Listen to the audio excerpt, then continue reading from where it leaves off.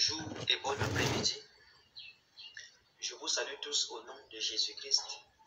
Et je m'excuse pour cette dernière partie parce que j'ai vraiment perdu du temps. Mais si j'ai perdu du temps, c'est parce que j'avais d'abord posté, mais le Seigneur n'a pas voulu que je poste la quatrième partie parce qu'elle n'était pas complète. Donc Dieu n'a pas voulu parce que cette quatrième partie n'était pas complète. Et je devais l'avoir complétée, puisque je devais vous prouver la manifestation de la quatrième bête du côté politique et du côté religieux. Du côté religieux, oui. Donc comme c'était seulement centré plus sur le côté politique, c'est pourquoi le Seigneur n'a pas voulu. J'avais posté, mais le Seigneur n'a pas voulu que ça parte. Je suis sûr que certainement vous avez signalé, mais cela n'était pas parti. Donc je m'excuse vraiment pour ce temps parce que le Seigneur était encore en train de m'expliquer et de me faire comprendre ces choses. Voici le pourquoi j'ai pris du temps avant de venir clôturer avec la quatrième partie. Et je vous bénis tous au nom de Jésus-Christ, vous tous qui me suivez, vous tous qui m'écoutez. Que le Seigneur vous bénisse beaucoup abondamment. Et tous ceux qui m'envoient, c'est-à-dire des soutiens, pour que cette chaîne continue de fonctionner, pour les mégas et autres, que le Seigneur vous bénisse abondamment au nom de Jésus-Christ. Je prie que mon Dieu vous comble et qu'il bénisse vos affaires. Dans le nom de Jésus-Christ. Nous allons commencer avec la quatrième bête. Et nous allons finir, je veux dire, clôturer avec la quatrième bête. Car souvenez-vous, notre séminaire, ce sont les 4 bêtes de Daniel dans l'église des temps de la fin, ou dans l'église d'aujourd'hui. Et aujourd'hui, nous allons travailler avec la quatrième bête. Nous allons voir ce que signifie la quatrième bête. Ouvrons rapidement nos Bibles dans le livre de Daniel, chapitre 7. Lisons le verset 7 et le verset 8. Daniel, chapitre 7, du verset 7 au verset 8. Voici ce que l'apôtre déclare. Après cela, je regardais pendant mes visions nocturnes, et voici, il y avait un quatrième animal, terrible, épouvantable et extraordinairement fort. Il avait de grandes dents de fer, il mangeait, brisait, et il foulait aux pieds ce qui restait. Il était différent de tous les animaux précédents, et il avait 10 cornes. Je considérais les cornes, et voici, une autre petite corne sortit du milieu d'elle, et 3 des premières cornes furent arrachées devant cette corne. Et voici, elle avait des yeux comme des yeux d'homme, et une bouche qui parlait avec arrogance. Pour continuer, lisons encore Apocalypse chapitre 13. Lisons Apocalypse chapitre 13 à partir du verset 1. Parce que nous voyons que c'est cette bête-là qui continue là-bas. Apocalypse 13 à partir du verset 1, voici ce que l'apôtre déclare. Puis je vis monter de la mer une bête qui avait 10 cornes et 7 têtes, et sur ses cornes 10 diadèmes, et sur ses têtes des noms de blasphème. La bête que je vis était semblable à un léopard. Ses pieds étaient comme ceux d'un ours, et sa gueule comme une gueule de lion. Le dragon lui donna sa puissance et son trône, et une grande autorité. Et je vis l'une de ses têtes comme blessée à mort. Mais sa blessure mortelle fut guérie, et toute la terre était dans l'admiration derrière la bête. Et ils adoraient le dragon parce qu'il avait donné autorité à la bête. Ils adoraient la bête en disant qui est semblable à la bête et qui peut combattre contre elle. Et il lui fut donné une bouche qui proférait des paroles arrogantes et des blasphèmes. Et il lui fut donné pouvoir d'agir pendant 42 mois. Et elle ouvrit sa bouche pour proférer des blasphèmes contre Dieu, pour blasphémer son nom et son tabernacle et ceux qui habitent dans le ciel. Et il lui fut donné de faire la guerre aux saints et de les vaincre. Et il lui fut donné autorité sur toute tribu, tout peuple, toute langue et toute nation. Et tous les habitants de la terre l'adoreront, ceux dont le nom n'a pas été écrit dès la fondation du monde, dans le livre de vie de l'agneau qui avait été immolé. Amen. Ici, c'est la parole de Dieu. Regardez bien ici. La première bête de Daniel chapitre 7 a une seule tête, mais seulement avec 10 cornes. Vous voyez, la première bête de Daniel 7 a une seule tête avec 10 cornes. Et la Bible dit dans l'Apocalypse que la bête qui était, cette première bête représente l'Empire romain. Vous voyez, ça représente l'Empire romain. Mais maintenant, la Bible dit que la bête qui était, elle n'est plus et elle reparaîtra. Vous voyez? Donc, voici que l'Empire romain, dans Daniel 7, c'est elle la bête terrible, épouvantable, qui avait 10 cornes. Et sur les cornes, il y avait, ça dit, sur parmi les cornes, il y avait une autre petite corne qui est sortie et qui a commencé à parler, à blasphémer contre le nom du Seigneur. Et vous allez voir que ça, c'était des choses terribles. Pendant ce temps, Cette corne qui opérait en ce temps, c'était... Il y avait un empereur qu'on appelait Domitien. Domitien était cette corne qui a proféré des paroles arrogantes et des paroles blasphématoires contre le Dieu des cieux.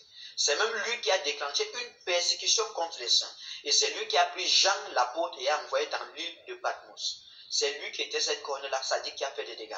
Mais maintenant, regardez, la Bible dit que la bête qui était, elle n'est plus et elle reparaîtra. Pourquoi? Parce que l'Empire romain a été détruit. Vous comprenez? L'Empire romain a été détruit. Maintenant, je vais vous montrer quelque chose. L'Empire romain qui a été détruit, ça dit, est revenu sous une autre forme. Comprenez que la Rome antique qui a été détruite est revenue sous forme de la Rome papale. Vous comprenez? La Rome papale. Voici l'Empire romain de maintenant. C'est pourquoi on appelle ça le Saint-Empire romain. Parce que, c'est-à-dire, c'est un système, c'est toute une organisation qui est conçue, c'est-à-dire qui rassemble, c'est-à-dire le côté politique et le côté religieux. Vous voyez, c'est pourquoi on appelle le Saint-Empire romain. Maintenant, je vais vous expliquer ça sous des formes. Dans l'Apocalypse, on a vu que la bête là sortait de l'eau. Pourquoi on dit que la bête sort de l'eau? Selon Apocalypse 17, le verset 15, la Bible dit que les eaux sur lesquelles tu as vu la prostituée assise, ce sont les peuples, les langues, les nations, les races, les tribus. Donc ça veut dire que si la bête sortait du milieu de l'eau, c'est une organisation qui doit sortir du milieu des nations, du milieu des peuples, du milieu des langues et du milieu des races. Et cette organisation n'est rien d'autre que l'ONU, l'Organisation des Nations Unies. Vous comprenez? Parce que ce sont des nations, c'est des Nations Unies que doit venir, ou que vient le gouvernement mondial, où il y aura un seul gouvernement et une seule religion. Vous voyez? Il y a un gouvernement et une seule religion et une seule monnaie. Vous comprenez? Là, il faut faire attention. Vous voyez? C'est pour cela que la bête se retrouve en train d'avoir deux cornes. L'autre corne qui reprend le pouvoir politique, c'est ça, un seul gouvernement, et l'autre corne, le pouvoir religieux. Vous voyez? Une seule religion. Dans ce monde-ci, voici les deux cornes de la bête. C'est pourquoi on dit que la bête a deux cornes semblables à celles de l'agneau, mais qui parlent comme un dragon. Il faut faire attention. Vous voyez? Donc, je vais vous expliquer cela.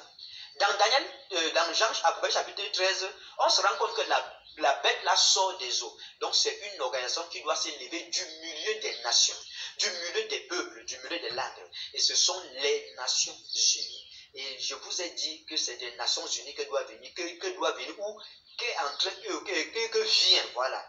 C'est des Nations Unies que vient le gouvernement mondial. Vous comprenez? Maintenant, regardez. La Bible dit que la bête là a pris quoi? Le corps du léopard. Ça veut dire que tout ce que cette bête va faire sera contre la parole de Dieu. Parce qu'on a vu que le léopard est reconnu par ses taches. Et les taches du léopard, c'est l'image du péché. Si vous rentrez voir la troisième bête, vous allez comprendre pourquoi. Et la Bible dit que cette bête avait une gueule de lion. Pourquoi? On a vu que quand le lion parle la richesse. Ça veut dire que cette organisation va beaucoup utiliser la richesse et l'argent. Ça veut dire qu'il y aura une seule monnaie. Et si tu n'as pas la marque de cette bête-là, tu ne pourras ni vendre ni acheter. Ça veut dire que tu ne pourras rien faire. Tout sera conditionné.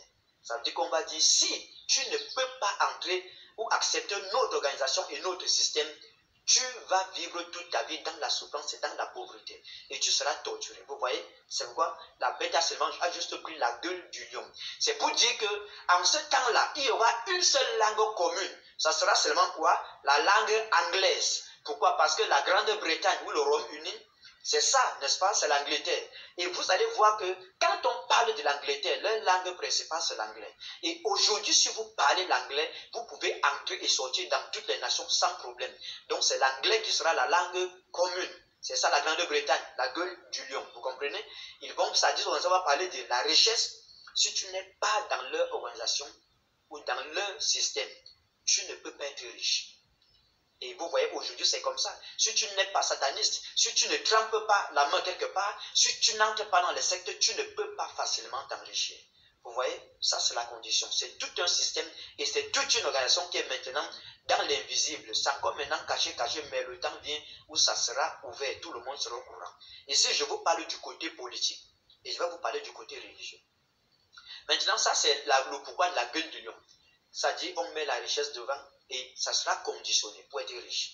Et ensuite, ils vont parler une seule, il y aura une langue commune. Ça sera la langue anglaise. Vous comprenez? J'espère que là-bas vous avez compris.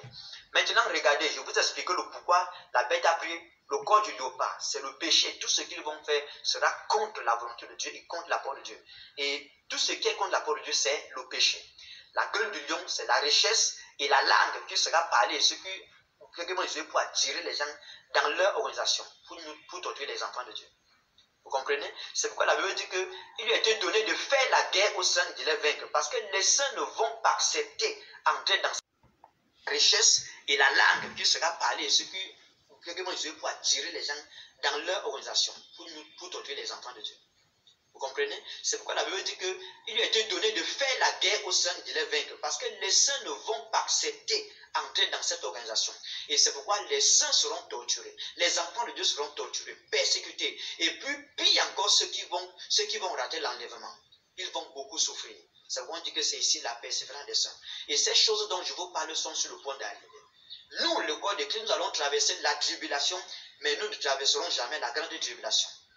L'Église sera persécutée, c'est ça qu'on va appeler la tribulation. Mais ceux qui vont rater l'enlèvement, les chrétiens qui vont rater l'enlèvement, ce sont eux qui vont traverser la grande tribulation. Il faut être clair là-dessus. Maintenant, pourquoi on dit que la bête avait pris les pattes de l'ours? Les pattes de l'ours, pourquoi? Vous allez voir maintenant, ce système veut que les gens qui se trouvent dans des pays pauvres et sous-développés se déplacent toujours pour chercher à aller dans les pays développés et les pays riches et puissants. Vous voyez? Et vous allez voir maintenant, les gouvernements des pays puissants viennent se déplacer et viennent dans des pays pauvres pour venir piller les richesses de ces pays pauvres.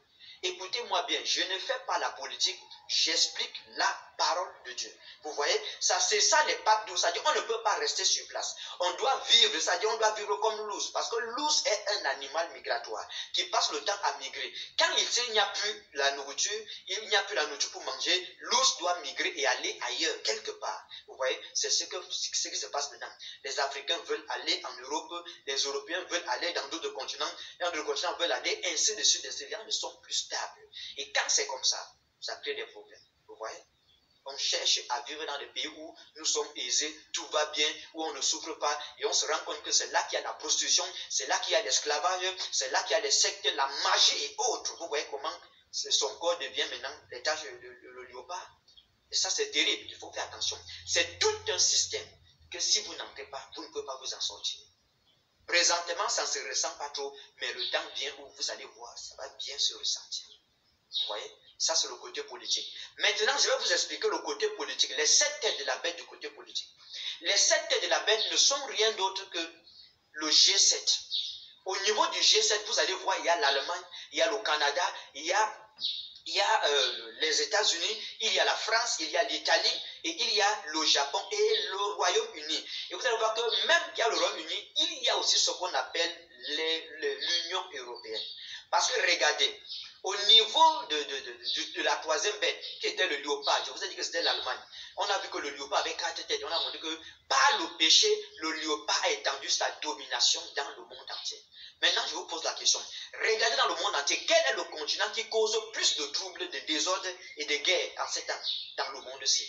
Vous allez voir que c'est le continent européen. Vous comprenez? Et pourquoi le léopard, qui est l'Allemagne qui est en Europe, à 4 têtes? C'est pour dire que l'Europe devait pas former une organisation qu'on appelle l'Union européenne. Et vous allez voir que quand le G7 se réunit, l'Union européenne est toujours là. Parce qu'aujourd'hui, l'Union européenne s'étend dans les 4 coins de la terre. Pas que s'étend, mais domine, exerce son influence, traite même des problèmes des autres nations, l'Union européenne. Vous voyez? Et vous allez voir qu'il y a un lien entre l'Union européenne et les Nations unies. Maintenant, je veux que vous compreniez bien ici. Les 7 têtes de la bête qui représentent l'Union et les Nations Unies, ça dit, sont dirigées par les 7 grandes puissances du monde. Je vous ai expliqué l'Allemagne, le Canada, les États-Unis, la France, l'Italie, le Japon, le Royaume-Uni. Et on a ajouté l'Union européenne. Vous voyez? C'est ça qui est dans les 4 têtes. Vous allez voir le Canada, les États-Unis, c'est la tête de l'aigle. L'Allemagne, l'Italie, la France, ça c'est l'Europe. Et on se rend compte que l'Allemagne, qui est le léopard, a 4 têtes. Ça, c'est l'organisation de l'Europe. C'est ça, l'Union européenne. Et il y a le Royaume-Uni qui est la tête du lion. J'espère que là-bas, vous avez compris. Maintenant, regardez, ça, c'était pour vous parler au niveau du côté politique. Et regardez, l'ONU a été créée en 1947. Et c'est de cette organisation des Nations Unies que doit venir, ou bien que vient le gouvernement mondial. Maintenant, je vais vous montrer, je vais vous expliquer ça du côté religieux. Quand j'étais en train d'étudier, le Seigneur a attiré mon attention. L'année de la création de l'Union européenne. Et le Seigneur me dit, commence à étudier les papes qui ont commencé à régner à partir de l'année de la création de l'Union européenne. Je me suis rendu compte que quand je suis allé dans le net pour chercher cela, j'ai constaté que, quittant de la date de la création de l'Union européenne jusqu'à cette année-ci, jusqu'à ce temps-ci, il y a eu 7 papes qui ont régné. 7 papes. Vous comprenez? Écoutez-moi bien, il y a eu 7 papes. Regardez maintenant. Il y a eu un pape qui a été, c'est-à-dire qui a régné depuis l'année 1939 jusqu'en 1958. Et le pape là, c'était le pape Pie VII. Vous voyez, lui, il a régné de 1939 à 1958. Or, s'il a régné en 1958, ça veut dire que les Nations Unies qui ont été créées en 1945 ont été créées pendant son règne. Voici le premier roi, la première tête aussi. La deuxième tête, c'était le pape Jean XXIII. Lui, il a régné de 1958 à 1963. C'est la deuxième tête. Maintenant, la troisième tête, c'était le pape Paul VI. Lui, il a régné de 1963 à 1978. C'était la troisième tête. Ça, c'est du côté religieux. Et après ça, il y a eu le pape Jean-Paul I. Vous voyez? Lui, il a seulement eu 1 mois de règne. Il a régné seulement en 1978. Il a régné pendant 1 mois. C'est la 4e tête. Maintenant, la 5e tête, c'était le pape Jean-Paul II. Il a régné de 1978 en 2006 qu'en 2005. C'était la 5e tête. Maintenant, la 6e tête, c'était le pape Benoît XVI. Lui, il a régné de 2005 en 2013. Il a démissionné. Et avant que ce pape ne démissionne, le Seigneur a montré comment l'ancien empereur qu'on appelait César, vous voyez, César, celui qui a torturé le peuple, celui qui a fait du mal aux gens, vous voyez, cet empereur César, j'ai vu comment il est revenu avec son armée. Il a trouvé le roi qui était sur le trône et il l'a détrôné et il a pris les règnes. J'ai vu ce songe, en songe, cette année-là, quand ça s'est passé. Et directement, ça n'a pas duré, on a dit que le pape Benoît XVI a démissionné. Pour les raisons que nous ne connaissons pas, vous pouvez déjà comprendre. Je n'ai pas besoin d'expliquer le songe, vous comprenez? Maintenant, le 7e pape, c'est le pape François Ier. Vous voyez? Or, la Bible dit que cette bête a 7 têtes. Et la Bible dit que l'une de ces têtes a été blessée à mort. Maintenant, souvenez-vous de l'histoire du pape Jean-Paul II. Vous savez que je crois que c'était juste après sa montée au pouvoir. Je crois que c'était peut-être entre 2 ans ou 3 ans, entre la 2e ou la 3e année. Il a été tiré et blessé par balle à mort. Vous comprenez? Le pape Jean-Paul II a été blessé à mort par balle. Mais la Bible dit que la blessure mortelle a été guérie. Vous comprenez? C'est ce que la Bible dit. Que la blessure mortelle a été guérie. C'est ce que la Bible dit. Je crois que c'est lui, c'est dans la Proverbe 13. La Bible dit que au verset 3 de la Proverbe 13. La Proverbe 13. Et je vis l'une de ses têtes comme blessée à mort. Mais sa blessure mortelle fut guérie. Et toute la terre était dans l'admiration derrière la paix. Vous voyez? Donc ça dit, le fait que le pape Jean-Paul II a été blessé grièvement, c'est-à-dire à mort, les gens ne savaient pas qu'il allait s'en sortir. Mais Satan l'a guéri. Le diable lui a guéri. Et la Bible dit que toute la terre était dans l'admiration à cause de cette blessure mortelle qui a été guérie. Et à cause de ça, la Bible dit que tous les gens de la terre, c'est-à-dire toute la terre, adoraient la bête qui a donné, adoraient le dragon, plutôt, c'est-à-dire le dragon qui est Satan, selon Apocalypse 12.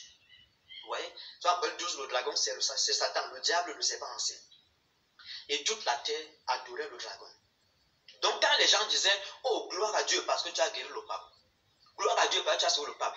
En disant gloire à Dieu, ce n'est pas Dieu qui recevait cette gloire et ces honneurs. Les gens étaient en train d'adorer Satan, le diable. Parce qu'on dit, j'ai vu l'une de ses têtes blessée à mort. Et le pape Jean-Paul II a été blessé à mort. Et souvenez-vous, c'est lui qui a écrit la Bible de Jérusalem, qui a modifié les Saintes Écritures. Vous comprenez? Donc, comme il a perverti la parole de Dieu, il a été blessé à mort, mais sa blessure mortelle a été guérie. Et les gens ont adoré Satan à cause de la guérison de cette blessure mortelle. Vous comprenez un peu? Vous voyez comment ces choses donnent? Donc, comprenez cela. Ces choses, on ne peut pas le nier. Ces choses sont claires. C'est la parole de Dieu. Vous voyez que ça, c'est du côté de l'église. Et vous voyez aujourd'hui, même les églises de réveil, les églises dites de réveil et pentecôtistes, se sont organisées. Et comme ces églises se sont organisées, ils ont mis le Saint-Esprit dehors. À chaque fois qu'une église s'organise, ils mettent le Saint-Esprit dehors. Directement, la religion s'établit. Même si vous voyez des signes, même si vous voyez des miracles, même si vous voyez des prophéties, faites attention. Parce qu'il est dit dans le livre de 2 Anciens, je crois bien que l'apparition de cet esprit se fera par la manifestation de la puissance d'âme, par des signes, des prodiges et des miracles mensongers. Ce n'est pas sur des miracles que vous devez reconnaître qu'une église est de Dieu ou appartient à Dieu. Non, c'est sur la base de la parole de Dieu.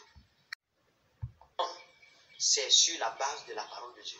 Car Dieu, la Bible, le Seigneur nous a dit ceci. Vous avez pour père le diable. Il ment dès le commencement. Il est le père du mensonge. Il ne se tient jamais dans la vérité. Le diable ne proclamera jamais la vérité. Parce qu'il ne peut pas se tenir dans la vérité. Donc il faut faire attention.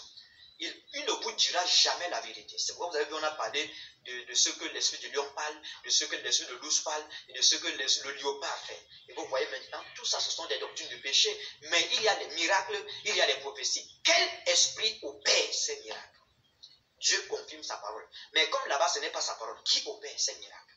On vous parlait des voyages, des mariages, de la prospérité, de la richesse. Vous avez vu ça avec le lion, avec l'ours et avec le léopard. Il faut faire attention. Il faut faire attention. Notre Dieu ne ment pas. Vous voyez, voici la quatrième bête. Maintenant, ça veut dire que la quatrième bête est venue, a pris la richesse, a pris, ça dit, la langue anglaise, a pris aussi, ça dit, l'instabilité, pas les guerres, les troubles.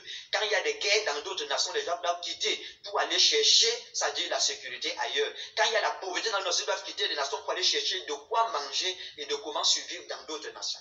Vous voyez, c'est ça les pattes douces. Et tout ce qu'ils font maintenant devant Dieu, c'est le péché, c'est le mal, parce qu'ils s'opposent à la parole de Dieu. Maintenant, les 10 cornes, c'est quand le gouvernement mondial sera établi après l'enlèvement.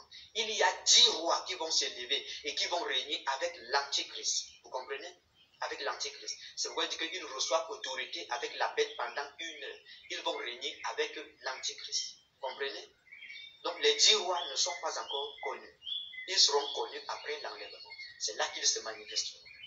Voici un peu, à peu près au sujet de la quatrième bête. Donc la quatrième bête, comprenez que ce sont les Nations Unies, et c'est des Nations Unies que viendra l'organisation mondiale, ou que vient l'organisation mondiale, où il y aura un seul gouvernement, une seule religion, une seule monnaie. Vous voyez? Et un seul peuple. Et là, nous rentrons parce que c'est l'esprit de Nimrod qui est en train de revenir, la tour de Babel.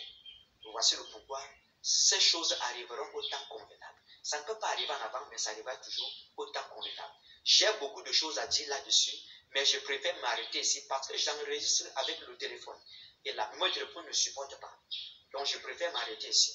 Likez, abonnez, partagez la vidéo, afin que tous les autres aussi soient édifiés. Que le Seigneur vous bénisse et qu'il vous garde. Père, je prie que ta grâce et ta faveur reposent sur ton peuple. Je prie que tu bénisses, Seigneur, les hommes et les femmes, partout là où on besoin de cet enseignement. Et que ta main puissante les accompagne. Au nom de Jésus-Christ de Nazareth. Amen. Que Dieu